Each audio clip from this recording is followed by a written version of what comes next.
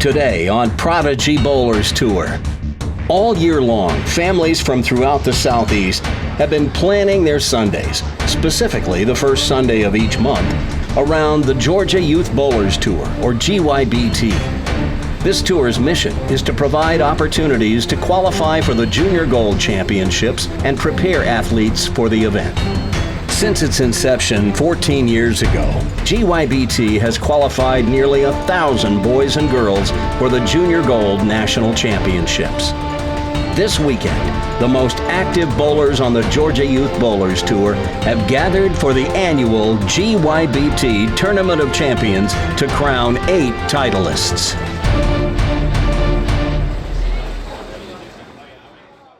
Celebrating junior bowling, elevating junior bowlers. This is Prodigy Bowlers Tour. Live on tape from Bolero Lilburn in Lawrenceville, Georgia. This is Coach Randy, welcoming you to episode 98 of Prodigy Bowlers Tour, the 2019 GYBT Tournament of Champions. Today, you're in for a special treat, as this is our first ever all-girls episode of Prodigy Bowlers Tour. We're here to bring you the championship round in the U17 Girls division. And the competitors here prove that in the 14 years of the Georgia Youth Bowlers Tour's existence, it has grown from being a Georgia-only tour into something much more, a regional tour that attracts young athletes from neighboring states as well. So, let's meet our 5 finalists in the U17 Girls division. Qualifying 5th and bowling in our first match today is Allison Coriel. Allison is 17 and carries a 207 league average at Fun Bowl of Henry County in McDonough, Georgia, on the south side of the Atlanta metro. Of the 5 bowlers you'll see today, Allison is the only one who's appeared on Prodigy Bowlers Tour before. And 2 months ago, she finished 3rd at Pepsi. Allison will face our number 4 qualifier, Ariana Echeverria. Ari is 16 and bowls at Bolero Columbus in Columbus, Georgia. She carries a league average of 177 and finished 4th at the Pepsi tournament in April. The winner of that opening match will face our number 3 qualifier, Bailey Snow of Murfreesboro, Tennessee. Bailey is 17 and carries a league average of 213 at Smyrna Bowling Center in Smyrna, Tennessee. The winner of that match will face our number 2 qualifier, Taylor Edgerton. Taylor is 17 and brings a 199 league average from her home center, the Clubhouse in Statesboro, Georgia, down near Savannah. And the winner of that semifinal match will bowl for the title today against our tournament leader, Autumn Penbose. This 16-year-old bowls at Northside Lanes in North Augusta, South Carolina, where she carries a league average of 183. And that's our talented field today on Prodigy Bowlers Tour. If there are major championships in Georgia youth bowling for elite players, I would put the GYBT TOC at the top of the list. The GYBT TOC is the one tournament that attracts all the best youth bowlers in the state. Then you have the Pepsi tournament, and I would consider the state USBC tournament the third leg of junior bowling's Triple Crown here in Georgia. The GYBT Tournament of Champions is not only one of the most prestigious youth bowling tournaments here in the state of Georgia, it is also a demanding test of endurance. The kids bowl 2 blocks of 5 games each on Saturday. Then they return to bowl a 3rd block of 5 games on Sunday morning when the field is cut to the top 5 in each division for the stepladder. In those 3 blocks, they will bowl on 1 short pattern, a medium pattern, and a long pattern. And then for the stepladder finals, they'll face a 4th pattern. More about that in a minute. Here were the scores after Saturday's opening block of games. As you see, Bailey Snow seized the early lead over Allison Coriel. All 5 of our championship round finalists were in the top 6, with Pepsi champion Glory Harmon in 3rd place. Then, after the afternoon block on Saturday, our 5 eventual finalists had risen to the top of the leaderboard with just a bit more jockeying for position left to go in the third block to get to the final seeding. Here you see their scores from the third block. Glory Harmon and Alyssa Fender both put on a charge in the third block, but just had too much ground to cover to get into the top 5. So, with our field set and our players all warmed up, I'll tell you that all 5 athletes got to practice for about 15 minutes on the championship pair. The 3 players waiting in the wings have a practice pair off to the right where they'll be able to stay loose. But right now, it's time we get this party started as our number 5 qualifier, Allison Coriel, faces our number 4 qualifier, Ariana Echeverria. Our official keeping an eye on the competition is the esteemed association manager of both the Greater Atlanta USBC and also the Georgia State USBC, Joe Spain. And we're glad to have him along for the ride to keep everybody honest. Ariana had the option and she has chosen to go first. She wants to finish last. Now you'll notice there'll be some bowlers to our right. Those are the U12 girls.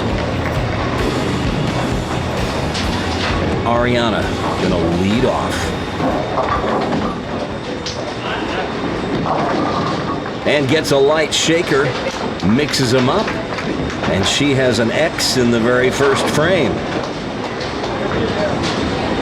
Take another look at it. 4-step approach. Very controlled backswing.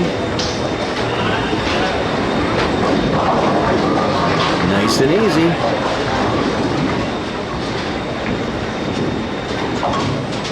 And now we get our first look of the day at Allison Coriel. You've seen Allison on Prodigy before. She came to Bolero Roswell to bowl with us a couple of times.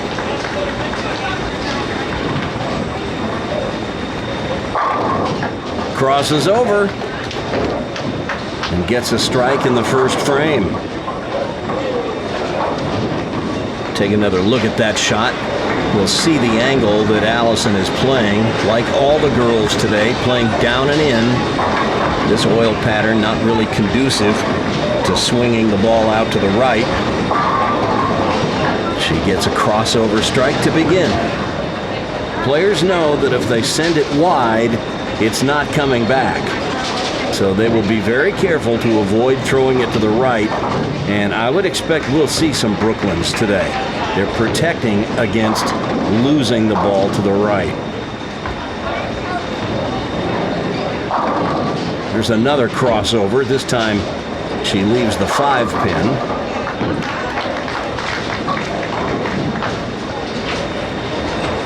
Well, Allison, 17 years old, heading off to college this fall. Will be going to the University of the Cumberlands on a full bowling scholarship. That's pretty cool.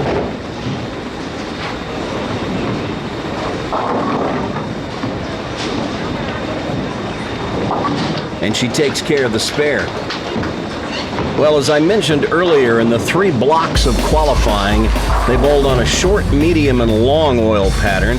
Here for the stepladder finals, they've got the 2018 Junior Gold TV Finals oil pattern. 40 feet in length, about a 3-to-1 ratio. You're not going to get much help from the oil line in guiding the ball to the pocket. And a slightly below average volume of oil, so they should have no problem getting the ball to move right to left.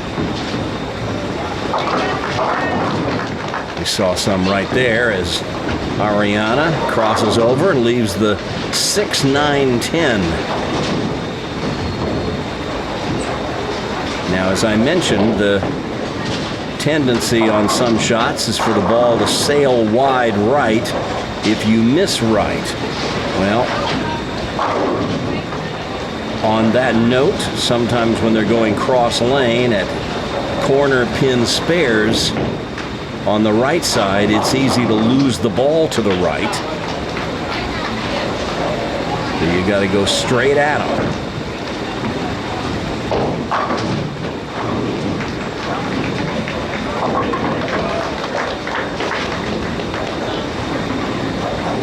She moves to the left side of the lane and will cross lane at the 6-9-10. But that's just exactly what I was talking about. The ball sails wide on her, and she slipped past the 6-pin. That's 8 out, and the first mistake of the day. An open frame in the second, and Ariana now trails by 14.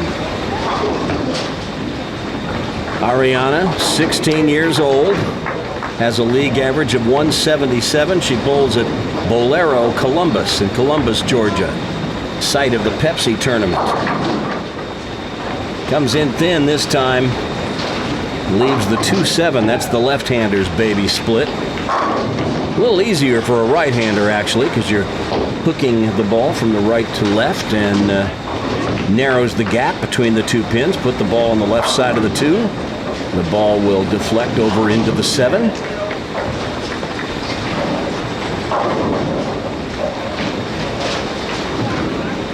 Play this cross lane or from about the strike position over on the right side of the lane. Let the ball catch the left side of the 2.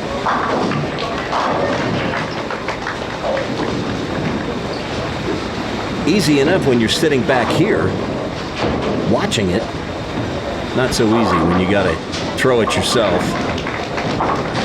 But she gets too much of the 2 pin, and that's back-to-back opens for Ariana, and now she trails by 25.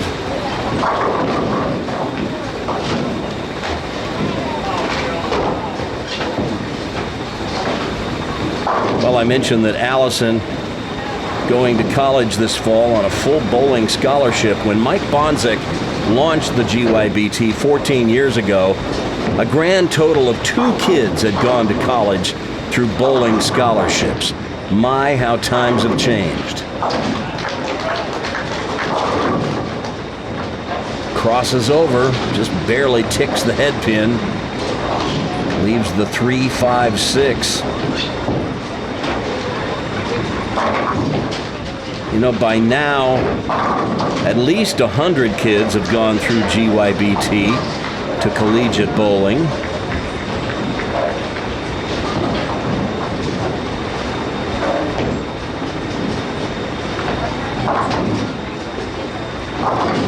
Allison missing the spare to the right, sending the 3-pin in front of the 5. And now she has an open frame, and her lead is down to 11. Well, this weekend, close to $22,000 in Smart Scholarship Awards will be paid out to these young athletes. Monies that have been collected and accrued throughout the 2018-19 season in entry fees.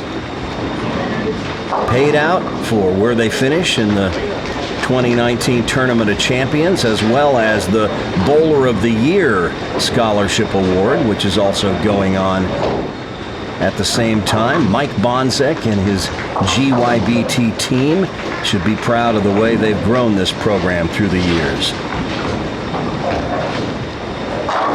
This time she crosses over and gets a strike. You just heard the cheer go up over on lane 5. I think this was Carson Barnes making the 3-7. Nice shot. Well, this is Ariana's first season bowling the GYBT, so this is her first GYBT Tournament of Champions as well. She finished first at Cherokee Lanes in Canton earlier this season. Had a 3rd in Columbus and a 5th at Douglasville. Goes high, and this time she'll get the right-hander's baby split. The 3-10. Now we recommend moving to the extreme left side of the lane to shoot this. Put the ball on the right side of the 3-pin. Let it deflect off into the 10. And this spare is made easier the farther left you can stand. You see, you stand farther left, it narrows the gap between the two pins. The farther right you play, it widens the gap and means you have to be that much more precise to convert the spare.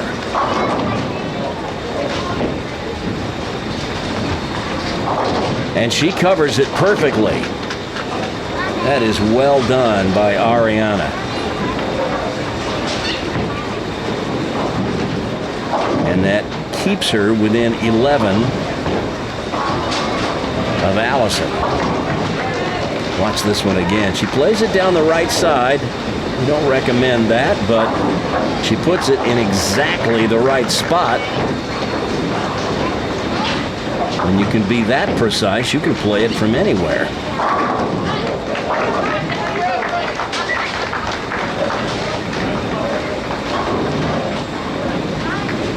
Carefully placing herself on the approach.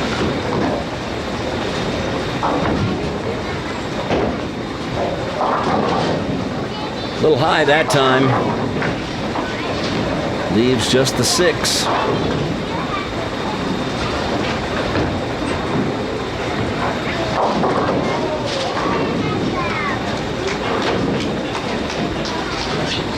Tricky, tricky.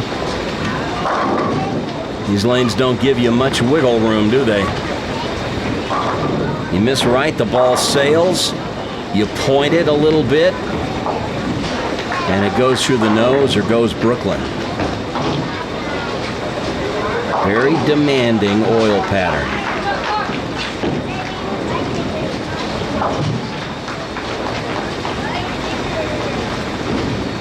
She'll go cross lane at the 6 pin, using her plastic ball. Ooh. Well, she ran by the 6 pin earlier when she was shooting at the 6, 9, 10. She nearly ran by it again that time, but just ticked it. And that's a spare. So Allison's lead is 12. But she's got a strike up in the 4th. So she can extend that lead to 22 if she can catch a double here.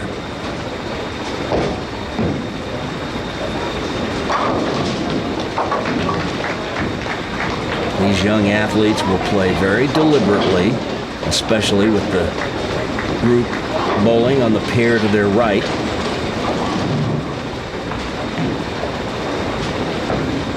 Oh my goodness. Well, that's certainly not what she had planned for. The ball not only missed the pocket, it missed the head pin to the left. Runaway train. She leaves the 1-3-6. You shoot this just like a strike. Put the ball on the 1 and 3.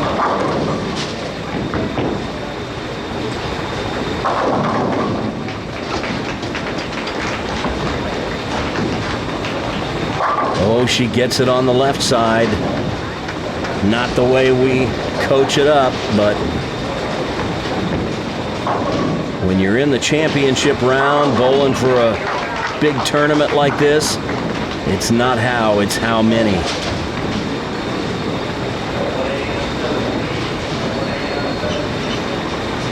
So she maintains her 12-pin advantage.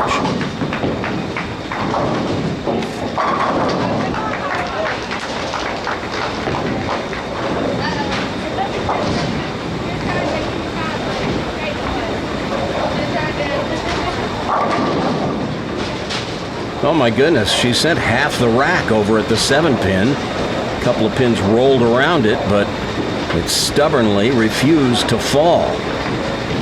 Take another look at it and see if we can pick out what happened. It looked to me like the ball quit on her. Watch it. Over the second arrow now, it will start its climb to the pocket, and then it just flattens out at the end. See how it quit? That's what we call the quitter 7. She throws her spare ball at it. You may need to look away, or you may drift off into a hypnotic trance watching that ball go down the lane.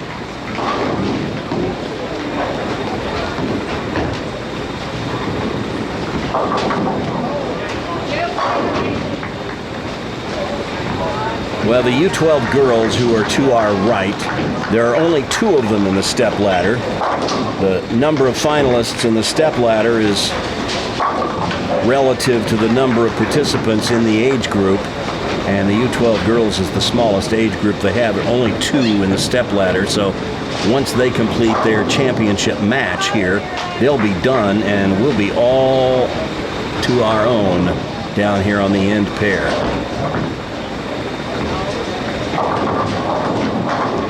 Just comes up a little thin, and Ariana leaves the 2-5.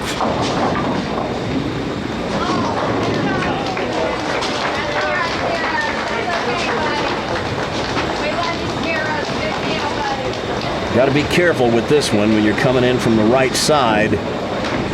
It opens up the gap between the 2 and the 5. You got to be careful not to chop the 2 off the 5. Usually when we coach this, we coach them to play it down the left side of the lane. It narrows the gap between the pins, making it somewhat less likely for a chop. But a lot of kids prefer to play it down their strike line, and Ariana takes care of it beautifully.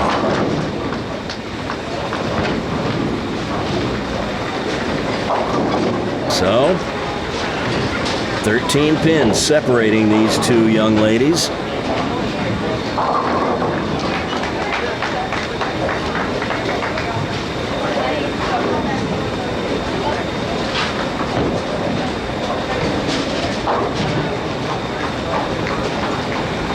Ariana's dad is her coach, and he's coaching her up between frames.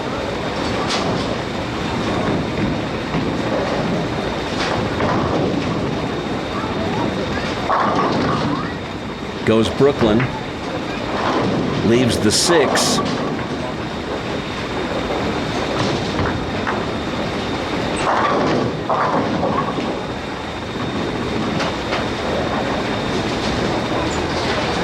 She's very calm, at least on the outside.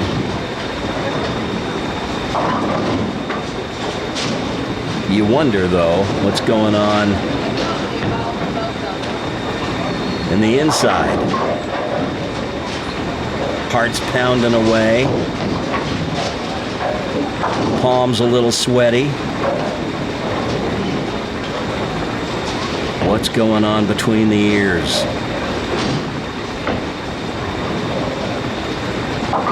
No problem with the 6 pin this time.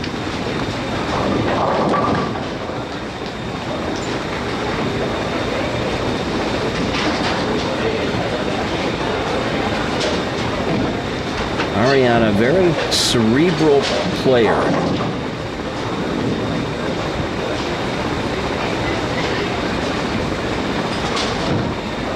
Allison in her 3rd season bowling the GYBT.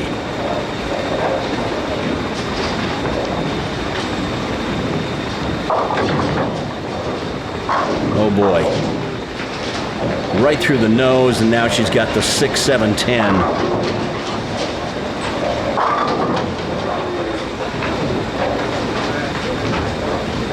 That's how you make it. Put the ball over on the right edge of the 6 pin, slide it across the lane into the 7. The ball will get the 10. She'll get out this swirly ball. You are under my power now. But the pins don't cooperate, and Allison with an open frame.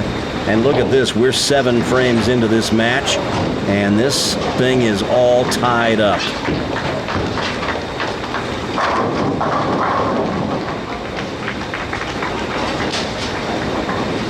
If we would happen to end in a tie, they would go to a 2-frame 9th and 10th style roll-off.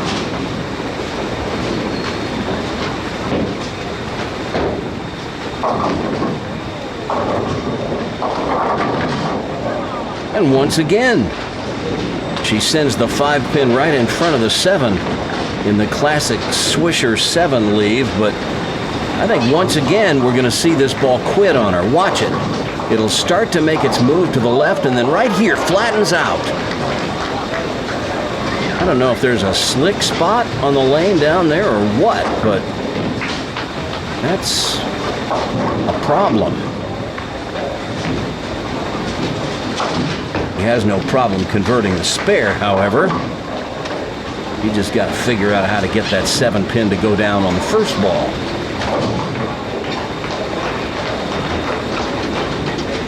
Now, Ariana has spent a good bit of this match trailing, but by just remaining patient and converting her spares, she finds herself right in the thick of it. 8 frames, spare up, all even.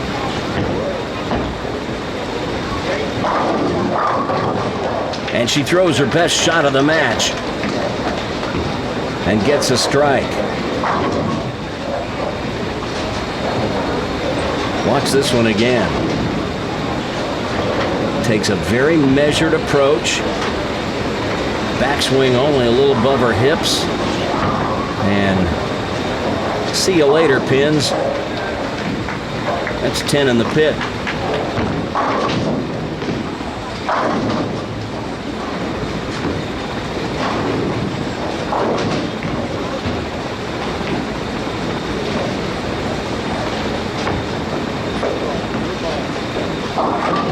Oh man, a double there would have been huge, but instead she goes through the nose, leaves the 6-10.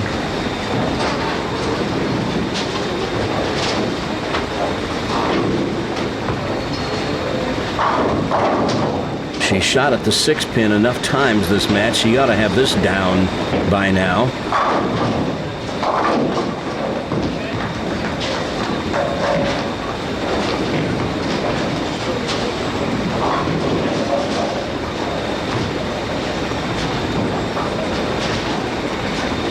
Takes her time.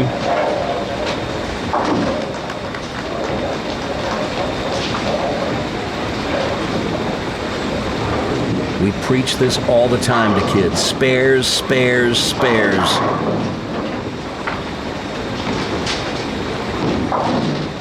And she makes short work of the 6-10.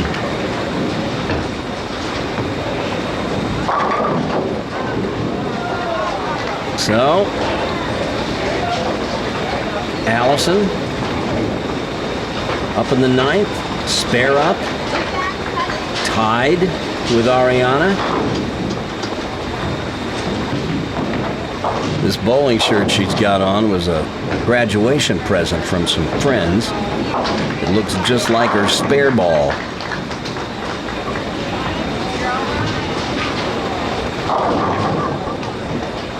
And she leaves a shaker 7. That 7-pin has just bedeviled her this game.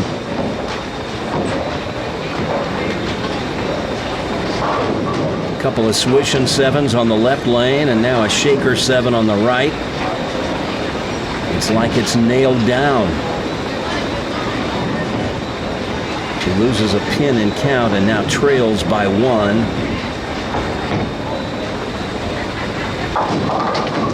Makes the 7. And she will head into the 10th frame trailing by a stick.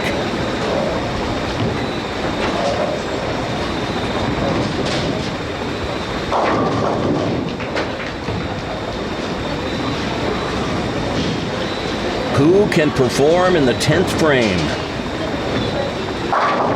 It so often comes down to that question, doesn't it?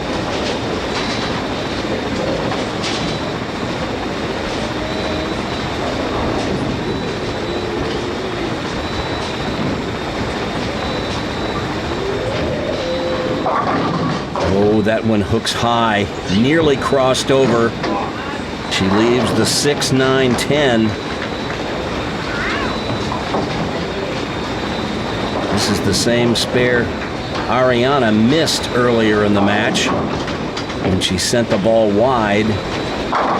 Here's how you make it. Put the ball on the 6 and 10. You can make it on the other side as well.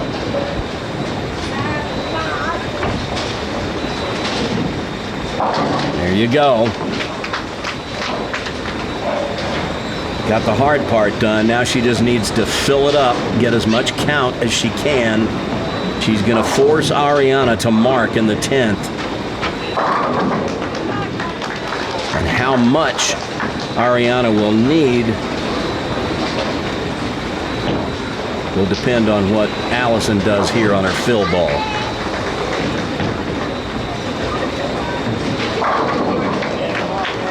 Possible 167.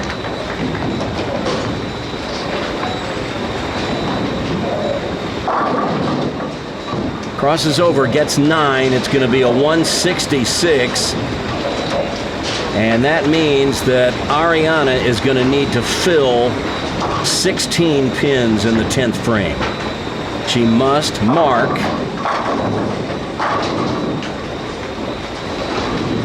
and fill 16.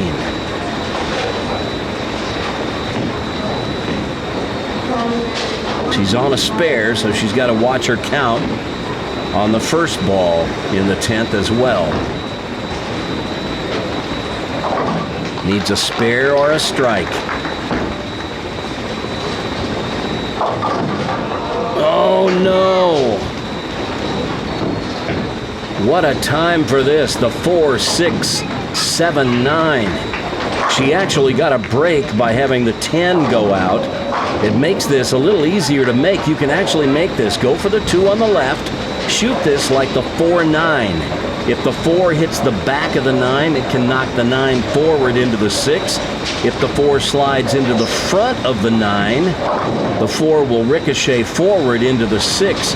You've got really 2 ways to make it if you go for the 2 on the left. Some players like to go for the 2 on the right. I believe it's harder to convert that way.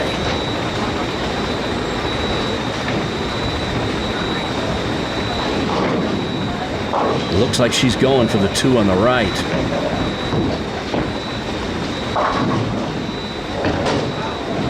But it's an open frame, and Allison has won the match. Wow. A dramatic finish, and Allison Coryell is moving on to match 2 to face Bailey Snow next.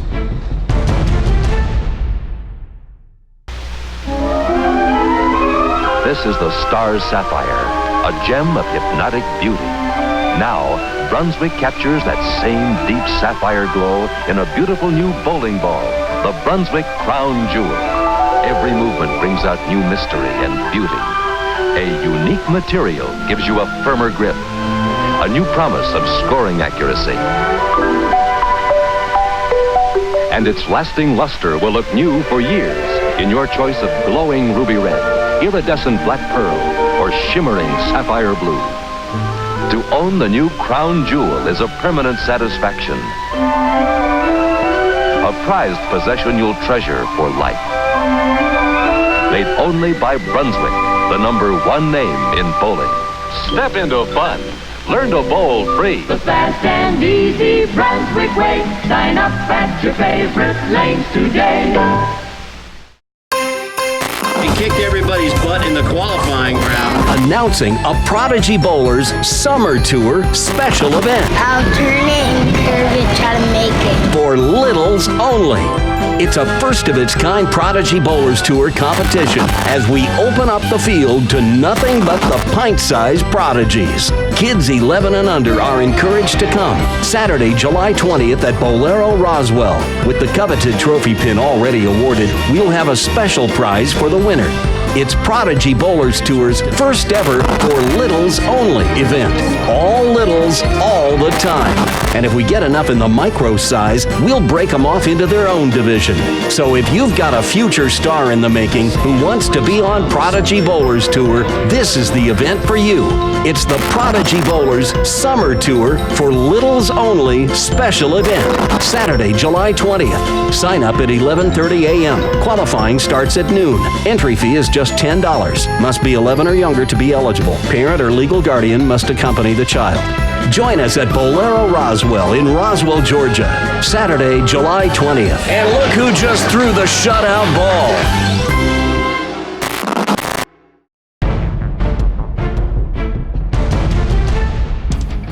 Allison Coryell is breathing a sigh of relief as she left the door wide open for Ariana Echeverria. And while I know that Ariana is disappointed that things didn't go her way in the 10th frame, she bowled a good match and had a chance at the end. These types of losses are tough to swallow, but she'll learn from it and be better next time. And a 5th place finish in this prestigious event is nothing to sneeze at. But it's Allison Coryell who gets to continue, and now she'll face our number 3 qualifier, Bailey Snow. If average is any indicator, and I know some people who believe it's the best indicator, Bailey might be the one to watch here. She's got the highest league average of any of our 5 finalists today. She took the lead after the first block and has stayed close to the top of the leaderboard ever since. Now both of these girls are looking for their second wind so they can sprint through 3 more games to the finish line. Bailey had the choice, and she is elected to lead off.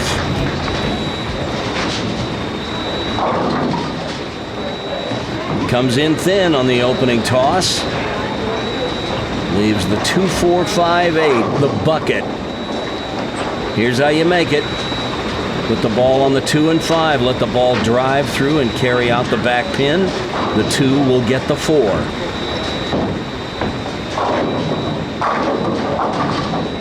As she flirts with danger, nearly chopping the 2 off the 5, but she gets them all. And that is a spare to begin. You take them however you can get them. Well, earlier this year in April, Allison competed in the Youth European Trophy in Switzerland. She made it past the first cut and then finished 23rd, but that's pretty cool, bowling in a tournament in Switzerland. And I think she's getting sick and tired of looking at the 7-pin today. That field in Switzerland, she bowled against young athletes from Ukraine, Germany, Russia, Ireland, Denmark, France, and many other places. That was quite an experience for her.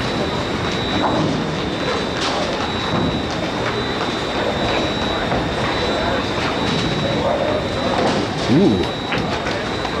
Well, there are 39 boards on a bowling lane, and there's no sense in letting any of them go to waste. She uses the last one to convert the 7-pin. And this match is all even.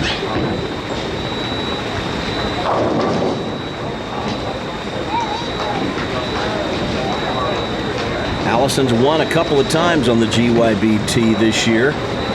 She finished first at Bolero Norcross and at Stars and Strikes in Dallas. That's Dallas, Georgia, for those of you wondering. Crossover strike in the second.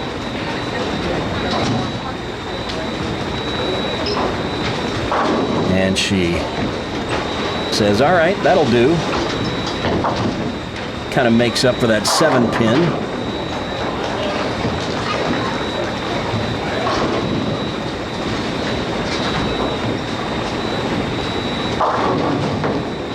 A high hit for Bailey. Leaves the 6-10. Bailey with a very simple game.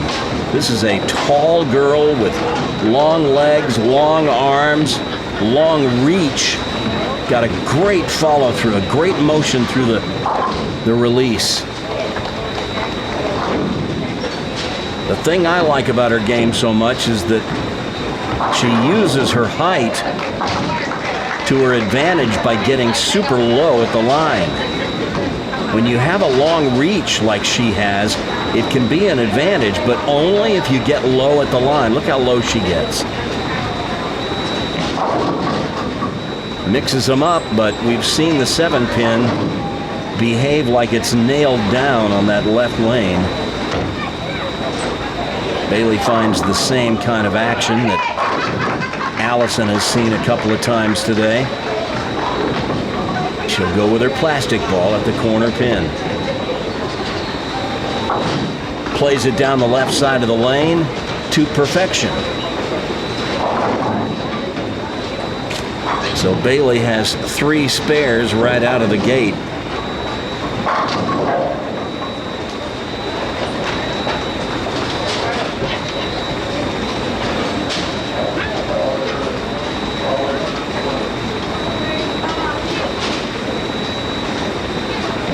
Now Allison working on a strike.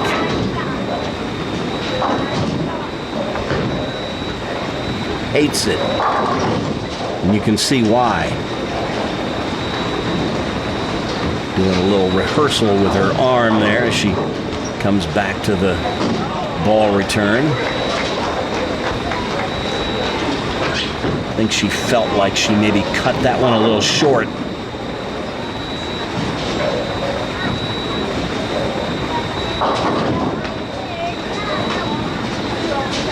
May have let her elbow kick out a little bit on the release that time. Sometimes when you do that, get your hand to the outside of the ball, you tend to pull it. That's more like what she wanted on the first ball right there. But a spare strike, spare beginning. She has a 3-pin lead.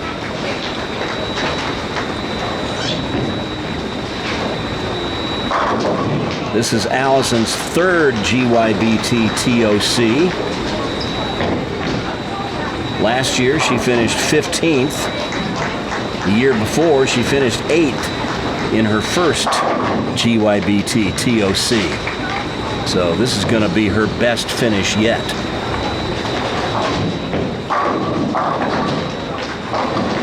Just a fraction high. Breaks down the 4-9, leaves just the 4.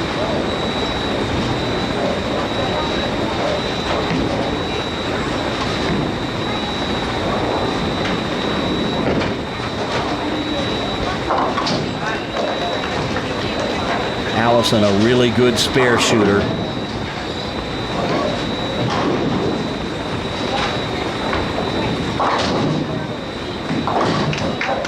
No problem there.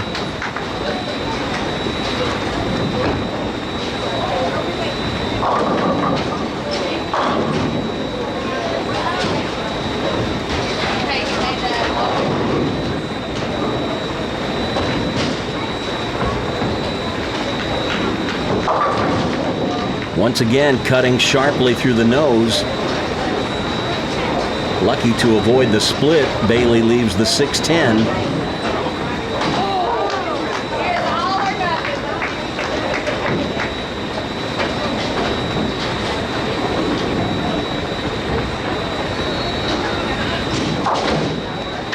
Good shot. Another solid spare.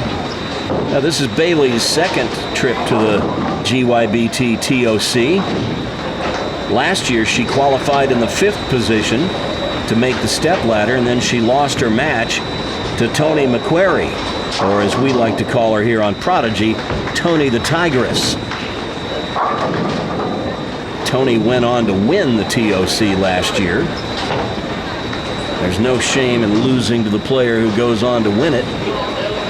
Bailey shows us once again how to leave the swish and 7 on the left lane. How many times have we seen that today? And she covers it. So 5 frames, 5 spares for Bailey Snow.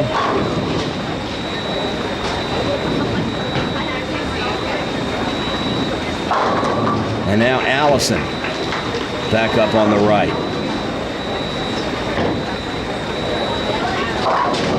Nursing a slim 5-pin lead.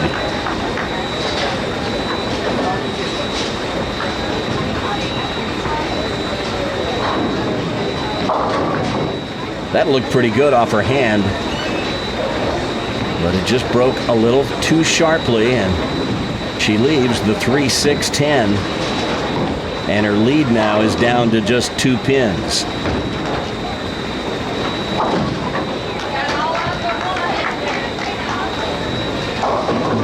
One of the keys to bowling a clean game is leaving easy spares. This one a little trickier than some. She turned away as soon as she let it go. I think she may have slipped or perhaps stuck at the line. And that's the first mistake of the match. The only open frame we've seen thus far in match 2. And Allison surrenders the lead to Bailey.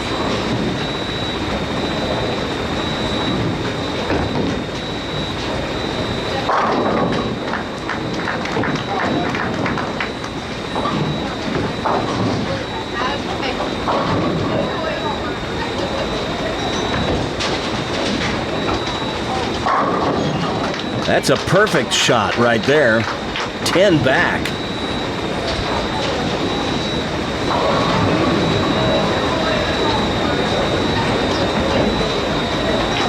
Five-step delivery. Playing up about 11 or 12 at the arrows. Puts that one right in the pocket. All right, Bailey. Let's see if she makes a slight adjustment. Still high. And you just get the sense that these girls are being very careful not to miss right. All their mistakes are to the left, it seems. And she's got the 3-9. You want to hit it right on the face of the 3-pin to make sure and get that sleeper 9. Just like that. When you've got double wood like that, I always recommend using a hook ball, not a plastic ball. Gives you the right side of the front pin to hit as well. The ball can drive on through. Oh, the stone 9. She gives a wry smile to her parents. Like, I couldn't have thrown that one much better than I did.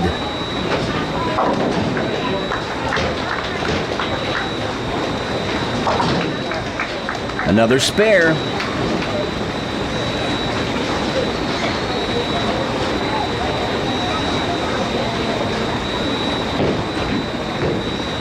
Sometimes these matches where you don't see the big string of strikes, they can be very interesting.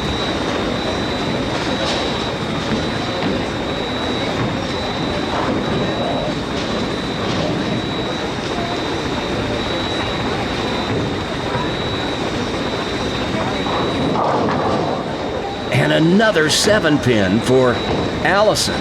My goodness. How many 7-pins has she left today? This time it's the shaker 7. We've seen swish and 7s and shaker 7s. About the only thing we haven't seen yet is a stone 7. Don't give the pins any bright ideas.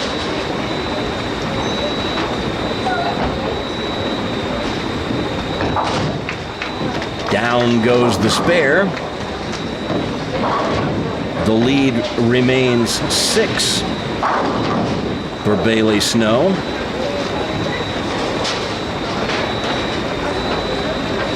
You get the feeling that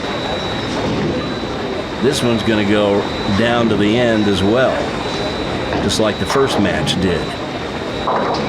It doesn't look like these lanes are going to yield any big strings of strikes.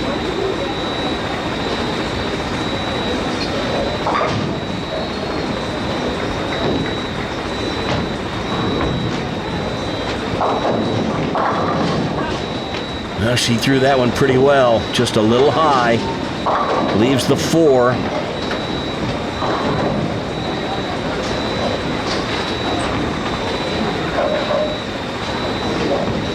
She will take extra care on this.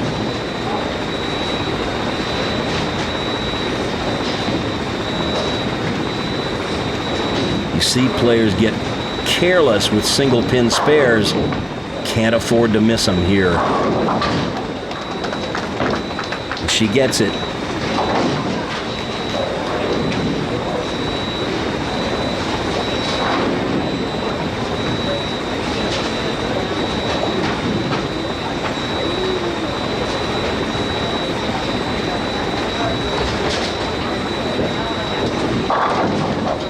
Well, that time, I think that's the first one we've seen just get away to the right all day. 1, 2, 4, 8. You make it by putting the ball on the 1 and the 2. Let the 2 get the 8. The ball will ricochet down and get the 4.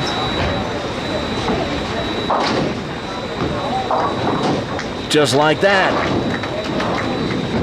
She makes it look easy. But the lead gets thinner and thinner when you lose pins and count, like she did on that first ball. It's down to just 3 pins now.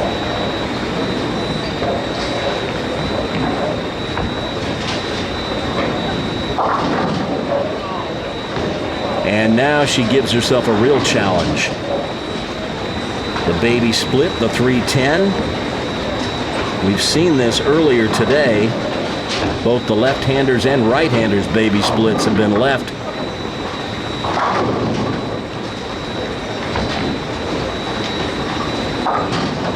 She gets too much of the 3-pin. And now she hands the lead right back to Allison.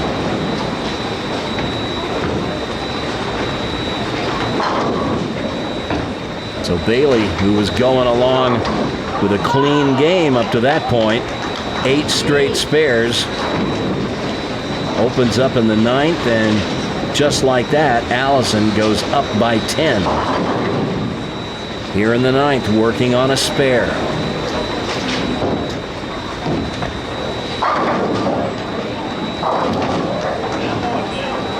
And she comes in thin, breaks down the cluster, leaves just the 5-pin. Makes this a much easier conversion than what it could have been.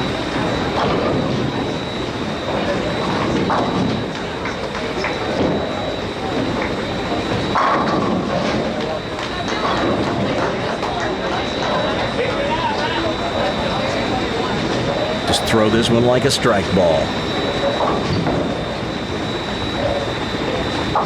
Nothing to it.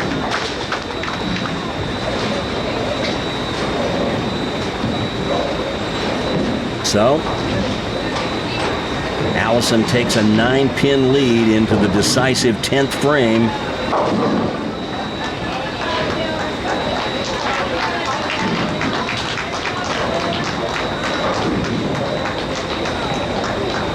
She'll need a double to shut out Bailey. Anything less, and Bailey can catch her.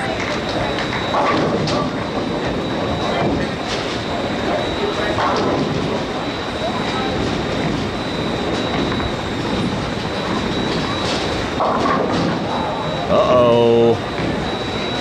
Trouble. The 3, 6, 7, 10. Well, Allison, who survived her opening match when her opponent left a wide open split in the 10th. Now Allison's got one of her own. Here's how you make it. Put the ball on the right side of the 3.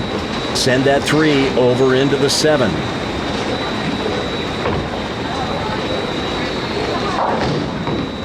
Well, she went for it boldly, but that's 8 out. And now Bailey's task is pretty straightforward.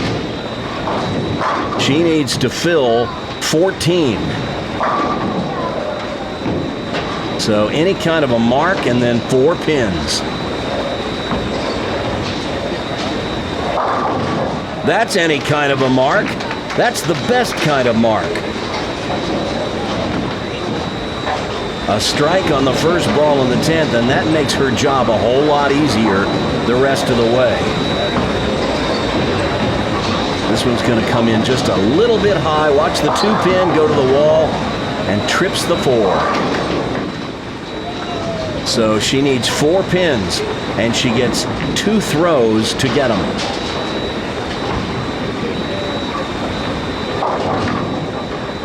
She only needs 1. That's 7. That's enough. And Bailey Snow has won this second match.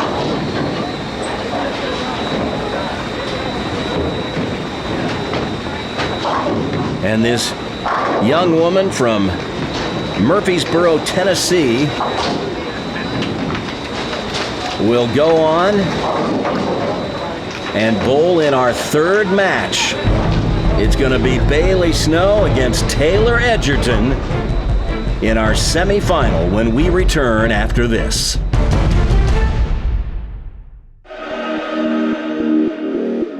Can he keep this roll going? You better believe it.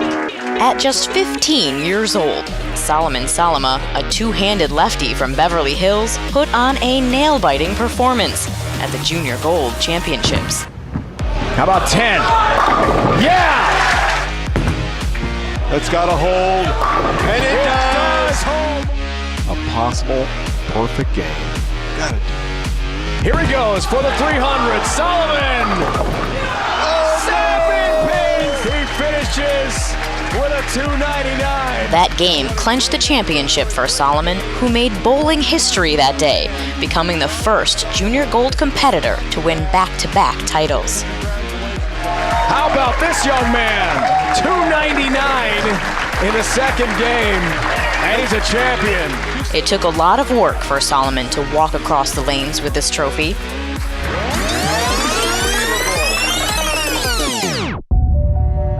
The Junior Gold Championships had a record number of competitors this year, with 602 boys competing in the U17 division. Each bowler rolled 16 games before moving on to a 5-game advancer round, followed by double elimination match play, which featured televised 2-game matches with total pinfall determining the champion. Solomon's historic win had people in the bowling community talking, but none are as proud as Solomon's parents. What he did was quite amazing, and I was very happy to have shared that with him. Solomon's mom, Lisa, has watched her son grow into the competitive bowler that he is today, a journey that all started a decade ago. Well, when I was 5, I went to a friend's birthday party at Pinn's Bowling Alley, and I just fell in love with it right from the start, first ball. The rest is history. He begged me to go bowling every weekend after that. Through the years, his love for the sport has grown. But when he realized his two-handed technique was used by one of the greats, he started looking at bowling a little differently. I guess when I was about 9, my dad showed me my first video of Jason Belmonte, and I realized that my style could work. So that kind of launched my whole competitive nature in bowling, yeah. From that point, Solomon joined a league, got a coach, entered tournaments, and eventually landed a spot on Team USA. I like to try and win. I like to see what I'm made of, I guess. You know, I've always been that way in really anything. And after his first Junior Gold win in 2016, he got to meet his idol, two-handed bowling legend Jason Belmonte. There were no words that I could have described that situation, you know. It's just, oh my God. Here's Jason Belmonte. Oh my God, I won. Oh my God, he's complimenting me. You know, it's really just, it's surreal. But it's not celebrity meetings or high scores that Solomon enjoys most. You know, I think the social aspect of it is really what it means for me to be a bowler. You know, that sense of community that you get with other people that you bowl with is just really one of a kind thing. That's really what I feel like being a bowler is about. And as it turns out, his parents enjoy the same thing. We learn through bowling how much we have in common, and it's not just that our children bowl.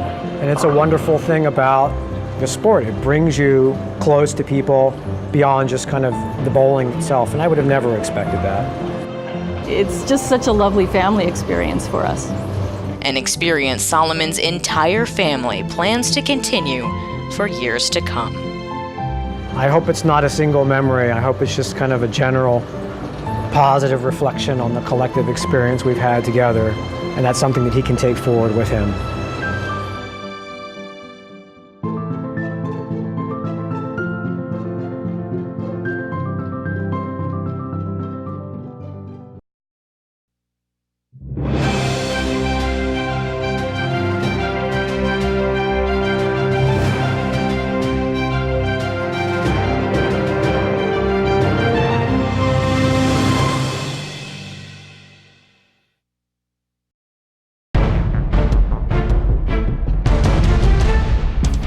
Two matches, two close contests.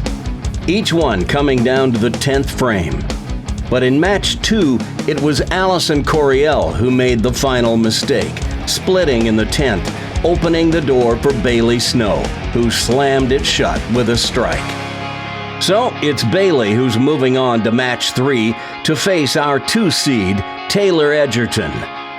You could make a case that of our 5 stepladder finalists today, Taylor has been the most consistent over the course of this weekend. She finished no worse than 4th in any of the 3 qualifying blocks. Whoever wins this match will then bowl for the title against Autumn Penrose in the championship match. So there's no time like the present for these girls to find their A games.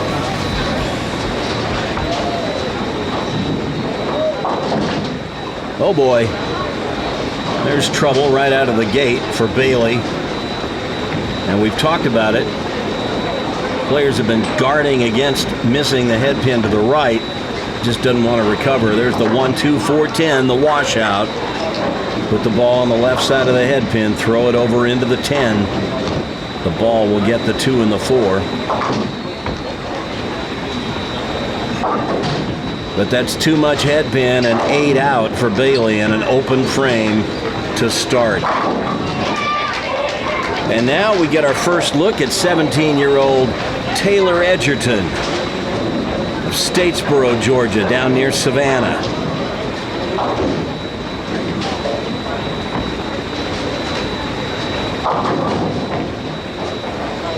Little high. Leaves the 3-6.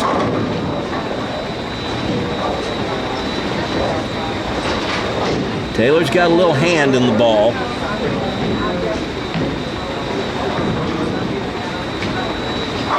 She can rev that thing up.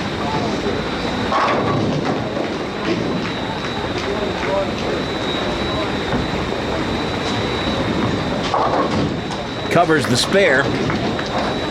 So she takes the early lead over Bailey. Well, this weekend, GYBT raised about $450 for Bowlers Veterans Link. If you want more information about BVL, visit www.bowlforveterans.org.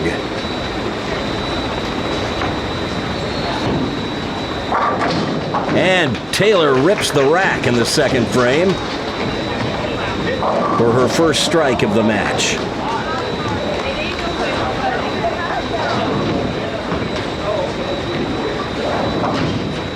And now Bailey trying to regroup after that open frame. Well, pulled it, gets the Brooklyn.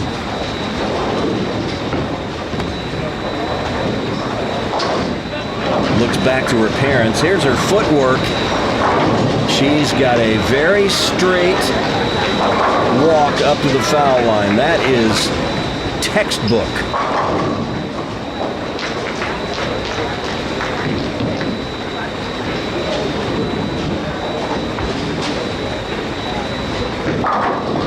That's another Brooklyn for Bailey. You take them however you can get them. Now you compare Bailey's straight steps up to the foul line with the way Taylor does it, and she walks to the right. We don't usually coach this. See how she steps to the right? She gets the wall shot as the head pin goes to the left wall. We'll see it again here on an instant rewind. Watch the head pin. She'll hit it light. The head pin will go to the left sideboard. Come back and get the 4, 5, and 7. Boom. But Taylor actually walks very straight until her last 2 steps, and then she walks to the right. We don't coach that. But boy, if you can throw it like that every time, you can walk any way you want. I am especially familiar with this because I do the same thing. And I've been trying to correct it for years, and I think it's just imprinted into my game. It's not going to change. Well, another one that gets away to the right a little bit for Bailey. This time it gets a piece of the head pin, and she manages to get 9. Leaves the 2.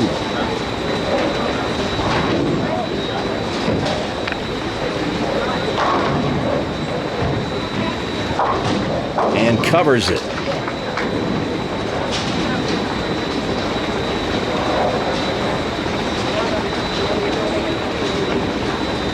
Well, Bailey bowled in 4 GYBT events this season. Her best finish was at Woodstock, where she finished 1st.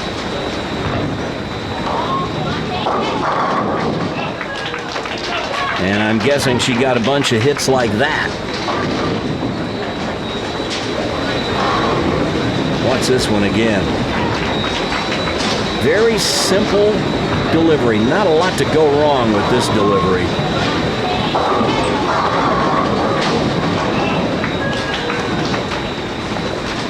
All right, Taylor got 3 in a row. Now she fell a little off balance at the line that time. That will happen sometimes when you get your shoulders too far forward. It's the washout, the 1, 2, 4, 10. We've seen this before today. Put the ball on the left side of the head pin and throw it over into the 10. See what she can do with it.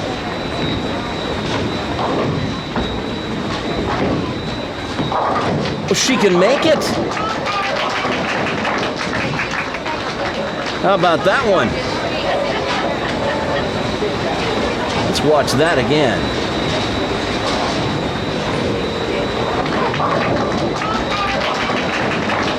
This will find the left side of the head pin. It'll go into the wall and come back and slap out the 10. Watch her reaction to it this time. Little fist bump.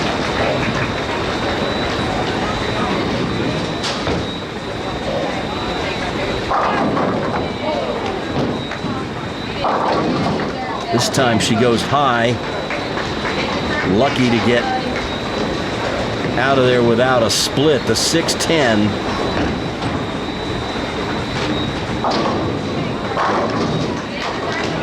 He will grab the removable thumb out of her strike ball and pop it into her urethane spare ball and go cross lane at the 6-10.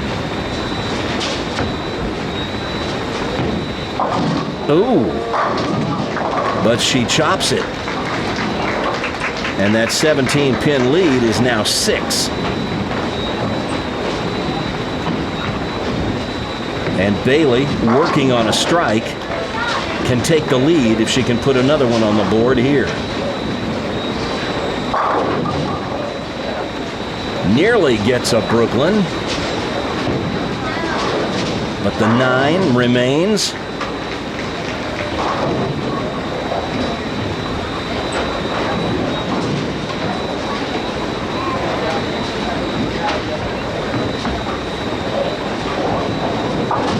And she covers it. Well, Bailey also bowled in the recent Storm Youth Championship at Music City, up near her hometown, with a credible 13th place finish.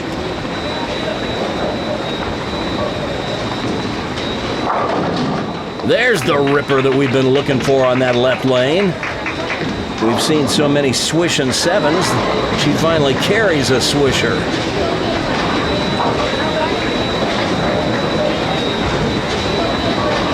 Over the 3rd arrow, out to about 12 it looks like. They don't have the down lane tracers on these lanes, so you just have to estimate.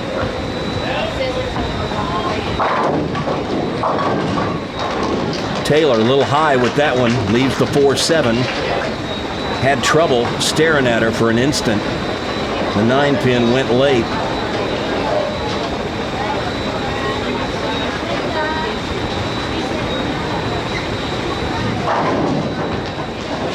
Looks like she's going to play this one down the left side of the lane, or maybe the center of the lane. Nope.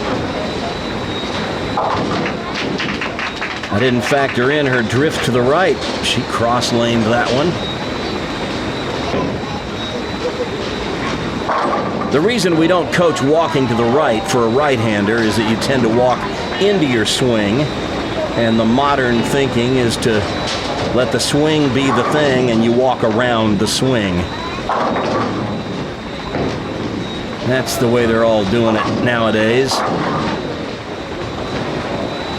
Taylor crosses over that time and leaves a tricky little cluster, the 1-3-9.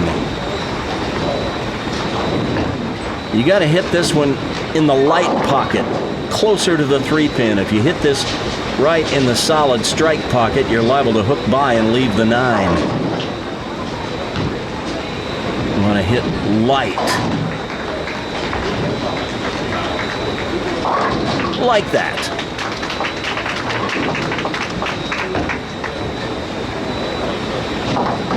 So with that spare, Taylor maintains a 3-pin lead. But once again, Bailey has a strike up and can take the lead with another one right here.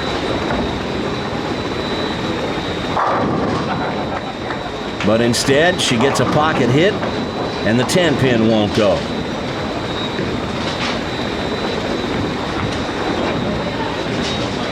I think that's the first 10-pin we've seen today.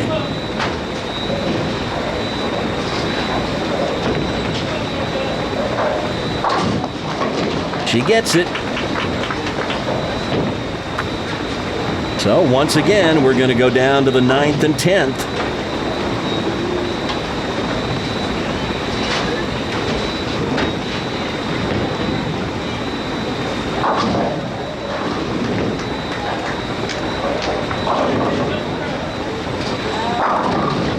Brooklyn hit. Leaves the 5-9.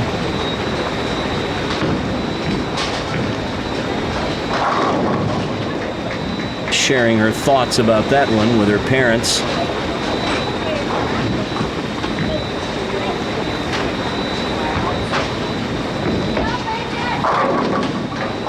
Look out. Gets it.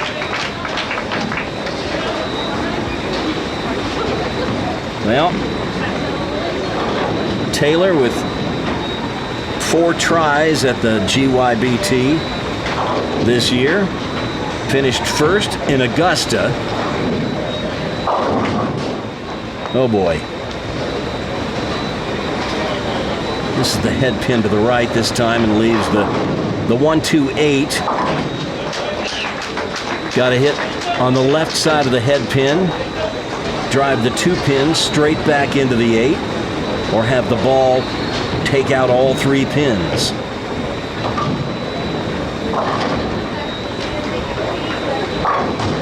Uh-oh. She gets too much of the head pin. And you know, they say football's a game of inches. Take a look at this. That's how close she was to converting that spare. A whisker.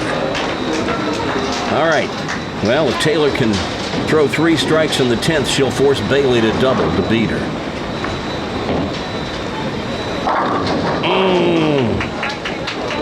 Just a little bit high. Man, that was close. But it's a 4-pin. So she's going to give Bailey an opportunity to close her out here in the 10th frame. Taylor needed a double to put some heat on after that open in the 9th.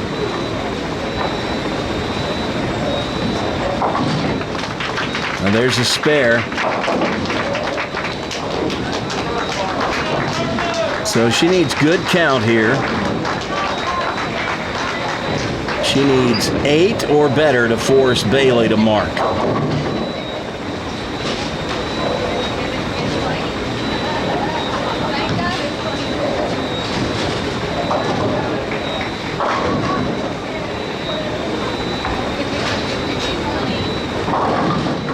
There's 8.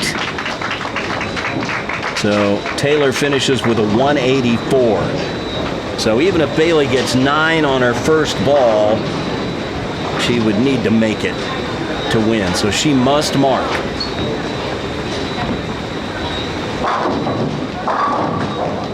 And that's the best way to do it. She did that last game, didn't she? Trip 4 in the 10th to win.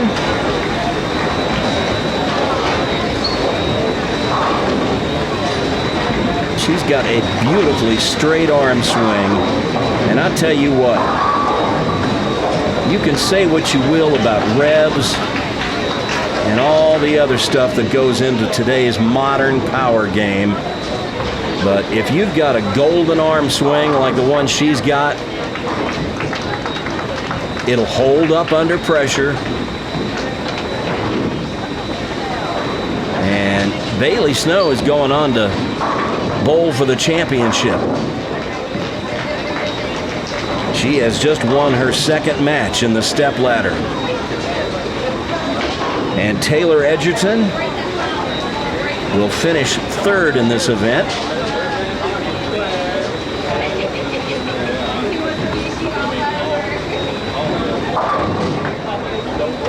That's a 202 for Bailey.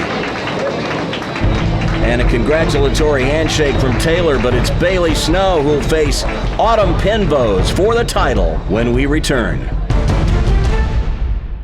I just saw a kid eating Kellogg's Rice Krispies without the milk. We'd better look into this. In the meantime, just try to blend in. We're cartoons. How do we blend in? Easy. We roll. Look, there he is. He's eating a Kellogg's Rice Krispie Squares bar. Relax. Now kids can take us everywhere. Except for Pop. You can't take him anywhere.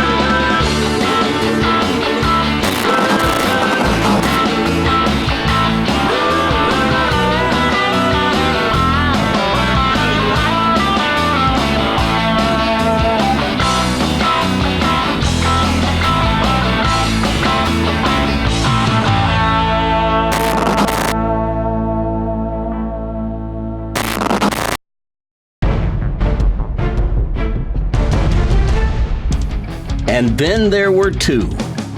Taylor Edgerton put up a brave fight and bowled her heart out. But two open frames did her in. The chopped 6-10 in the 6th and the 1-2-8 that she couldn't convert in the 9th just put her in a box from which she was unable to extricate herself. And Bailey was only too happy to walk through the opening it gave her. So now we move to the championship match, where our 3 seed, Bailey Snow, will face our tournament leader, Autumn Penrose, for the championship. Autumn posted the second highest Block 3 total score behind Ariana Echeverria earlier. So Autumn has had a hot hand all day today.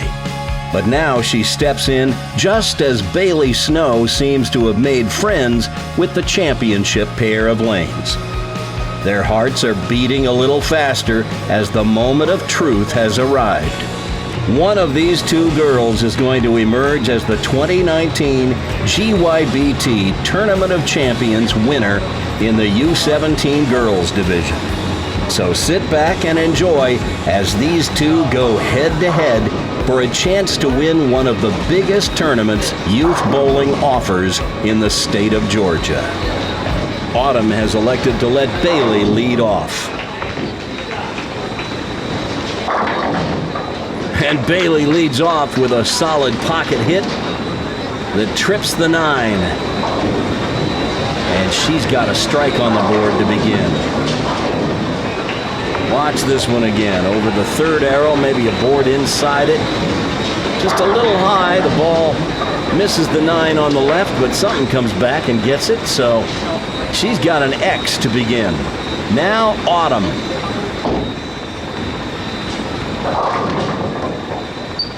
And a light shaker and leaves the 4-8. This young lady, 16 years old, a 183 league average at Northside Lanes in North Augusta, South Carolina. This is her 3rd season bowling the GYBT. And let me tell you, she's about as active as they get. Oh, man, what a bad break.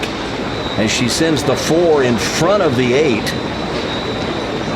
And that's an open frame to begin. Bailey with a quick lead. Now, talking about Autumn being active, she's bowled just about every event the GYBT has held this year. And she kept inching up the leaderboard until finally, last month, she finished 1st in Canton at the event held at Cherokee Lanes. Well, we have a bit of a delay as there is dead wood in the left gutter on lane 1, so while we wait for them to clear that, gives me the opportunity to mention to you a new innovation that they have implemented at the GYBT called Bowl Metrics. It's actually something that Logan Fossum's dad, Ted Fossum, developed. He's a computer programmer, code writer, and now you can follow the GYBT's scoring updates as they happen. As soon as they scan in their game scores after each game, it updates instantly online, and you can follow it along. That's what everybody does inside the bowling center. Bowl Metrics, BOWLMETRIX.com. Well, this delay has given Autumn a chance to collect her thoughts. And she threw a good one after the delay. Watch this again. Looked to me like she gave it a little extra loft to delay the hook. And the 2-pin will go to the left wall. And it slices between the 4 and 7 and kicks them both out. And that is a solid strike. Oh my goodness gracious. What a break. And Bailey turns to her parents and says, that could have been very bad. Well, that's the understatement of the day. Watch this. She had the 7-9-10 standing. But they all collapsed. And that's a double to begin.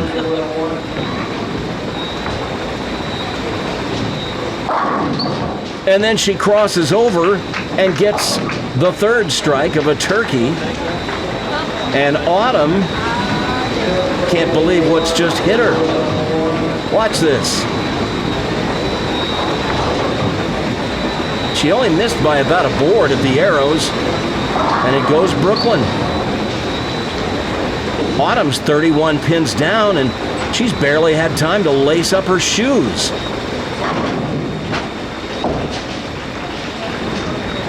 But she gets a Brooklyn to go, and that'll cut the lead to 21 anyway.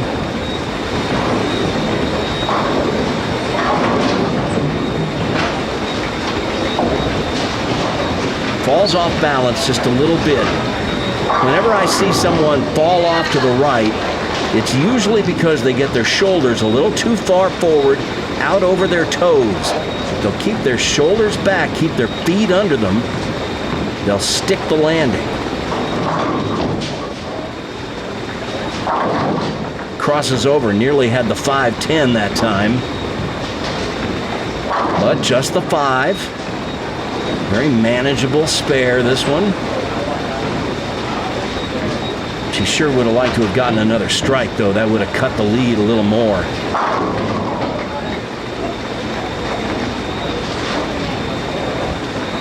But as it is, she trails by 22 with a conversion.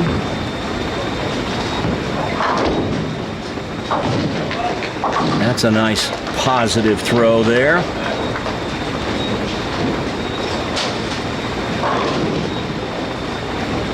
And now Bailey back up on the right lane.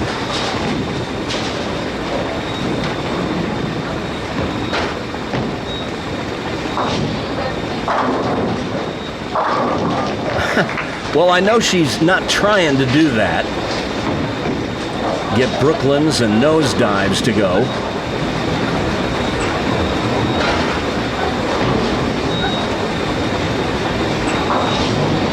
Everything looks to be in pretty good position. She just pulled it a little left.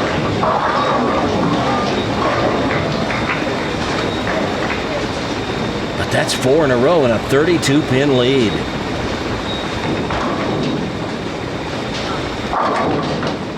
And then she rips the rack and leaves a swishing 7. How many of those have we seen on lane 1 today?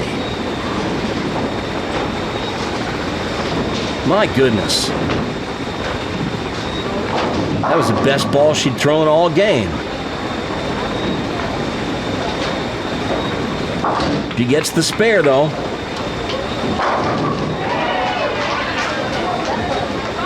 But now Autumn, with the game almost half gone, she's got to get busy.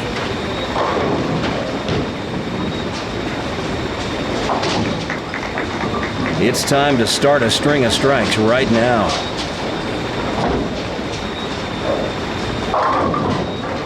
That one crosses over. She leaves the 6.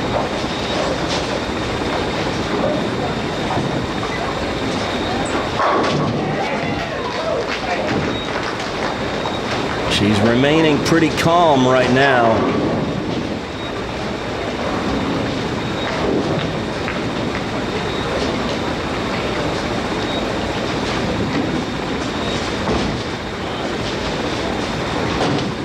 Now, not so much. She whips the 6-pin, and you could tell by her gesture she is not a happy camper. Well, although this is her 3rd season bowling the GYBT, it's just her 2nd GYBT Tournament of Champions. Last year, she finished 13th. This year, she's the #1 seed for the stepladder finals. But she's got her back to the wall now, trailing by 43. There you go, Autumn. She shreds the rack, rolls her eyes. She knows it's going to take a miracle at this point, but I've seen stranger things happen in bowling.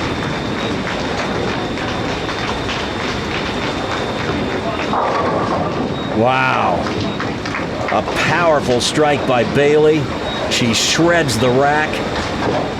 And that'll send a message that, yeah, I may have gotten some lucky strikes earlier, but I've got a few of these in me too. Watch this one. Half pocket. Everything goes over to the 7. I dare you, 7-pin, to stand up.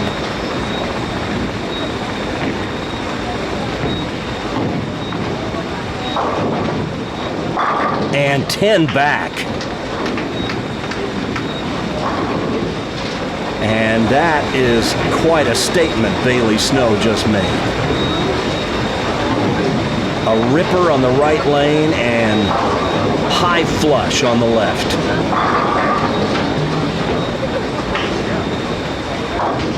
"53 pins now.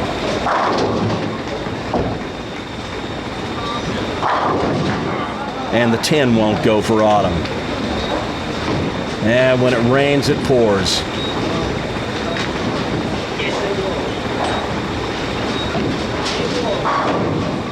She has a possible 216 if she makes this and takes it off the sheet.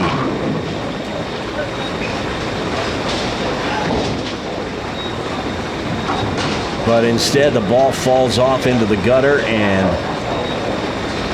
trouble.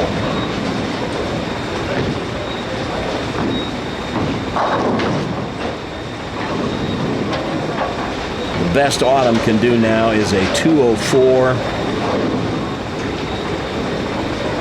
Bailey can just about sleepwalk the rest of the way and bring this one home.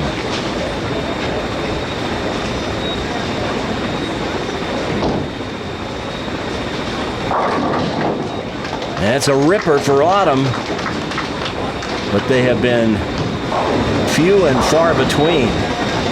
She bowled so well to get here.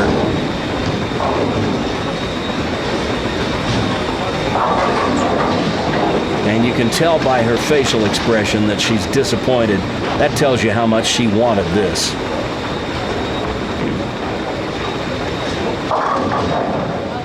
Now there's a baby split for Bailey. Now let's just project this forward. If Bailey were to happen to open here, she'd have 180, let's call it 85 in the 8th. Well, there it is, an open frame. And she does now have 185 in the 8th. If Autumn were to happen to strike out, Bailey would need a mark in either the 9th or the 10th to win. But one more mark ought to do it. And there's one more mark. An emphatic strike by Bailey Snow.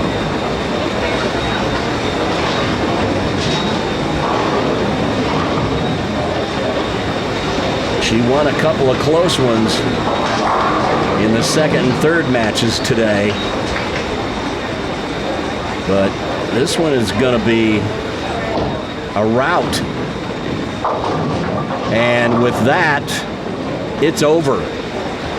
Bailey Snow has won the U17 Girls Championship in the 2019 GYBT Tournament of Champions. And she did it in convincing fashion. She threw strikes in the 2nd and 3rd matches when she needed a mark in the 10th. And she just ran away and hid from Autumn Penrose here in this championship match. Yeah, she got a couple of lucky strikes in the early going, but she's thrown some good ones in this match too. She's thrown 4 good ones and got 3 lucky ones.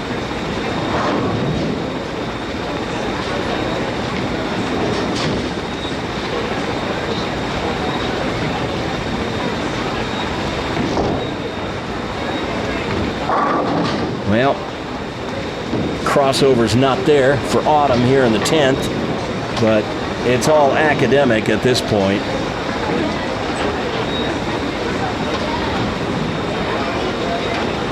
Well, the GYBT qualified 160 kids for junior gold this year.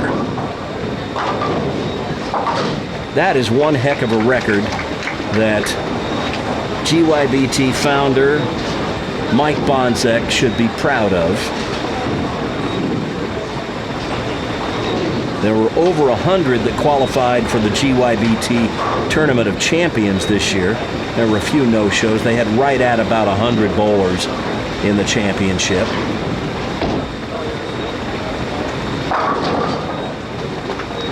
There is a 157 for Autumn. It's a disappointing final match, I know, for her. But if you'd have told her at the beginning of the weekend you're going to finish 2nd, I bet she'd have taken that.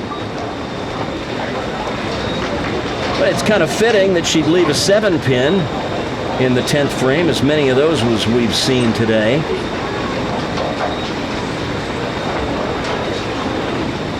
Bailey covers it. She's going to be in the 220s. Any questions?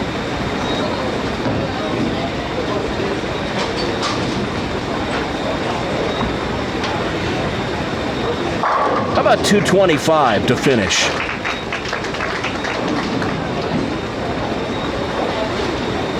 She gets the congratulatory handshake from her vanquished opponent, Autumn Penvose, and here it is, the final ball. Sure looks easy when the pressure's off, but that's a steamroller right there.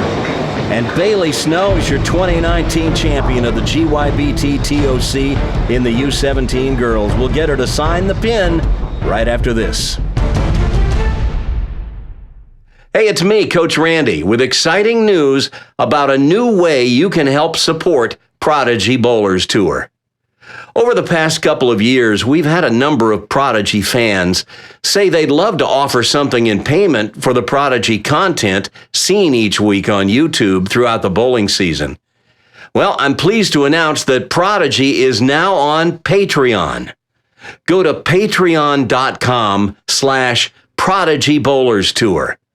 Now, in case you're not familiar with it, Patreon is a platform where YouTube content consumers like you can connect directly with YouTube content creators like me and pledge a small amount of money each month to support the work that goes into creating the content that you enjoy watching. It's based on the age-old concept of patrons. About 30 to 40 hours of work goes into the production of each and every episode of Prodigy Bowlers Tour. So if you enjoy the content on Prodigy Bowlers Tour each week and you'd like to support the show, please check it out at patreon.com/Prodigy Bowlers Tour. There are 4 affordable subscription tiers, and each one offers a different reward, up to and including sneak peeks of shows before they're released to the public, exclusive behind-the-scenes content that only members will ever see, and there's even a tier that will enable you to get all that and get your name in the credits each week as a producer of the show. You'll be helping me to be able to continue making the show each week and even reinvest some of the money into improving the show going forward. Thanks for checking it out, and thanks for supporting Prodigy Bowlers Tour.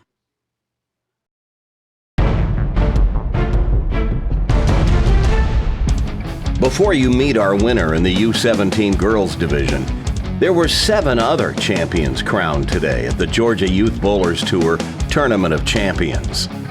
Winners were crowned in boys and girls divisions in U12, U15, U17, and U20 today. Here's a listing of the top 5 finishers in all 8 divisions.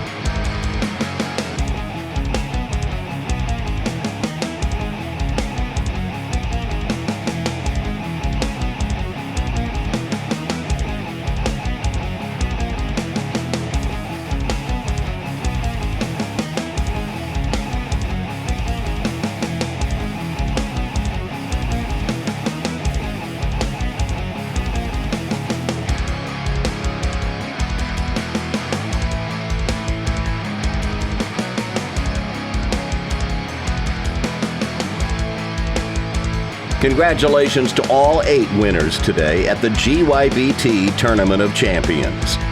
And of course, you just witnessed the stepladder finals in the U17 Girls Division, our first ever all-girls edition of Prodigy Bowlers Tour.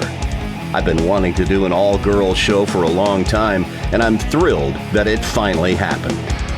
And what a championship round it was, with the first 3 matches all coming down to the 10th frame, and Bailey Snow dominating in the championship match.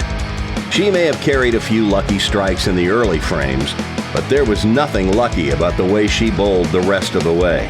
She is a deserving champion, and this young lady from Tennessee is someone our Georgia girls are gonna have to keep an eye on. So, I'm not sure you even know about Prodigy Bowlers Tour. I've heard about it a little bit. You've heard about it. But today, you walked right into the sights of our camera and you were on it, and you probably don't even know this, but this was the first ever Prodigy Bowlers Tour all-girls edition that we've ever done, and you just won it. Wow. You obviously bowled several of the GYBTs throughout the year, and here you are winning the TOC. That's pretty awesome. Congratulations. And there's a little honor that goes with it because you won on Prodigy Bowlers Tour. You get to sign what we call the coveted trophy pin. I like that. And in so doing, you also become eligible for the Prodigy Bowlers Tour Tournament of Champions. As if winning one Tournament of Champions wasn't enough, you could win another one, and there we award the pin. That's so cool. Do I just sign it anywhere? You just sign it anywhere and put today's date. It's 6/2/2019.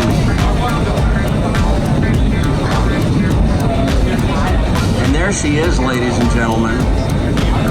The winner of the 2019 GYBT TOC in the U17 Girls Division. It's Bailey Snow from Murfreesboro, Tennessee. And it doesn't get any better than that. Nope. Congratulations. Thank you.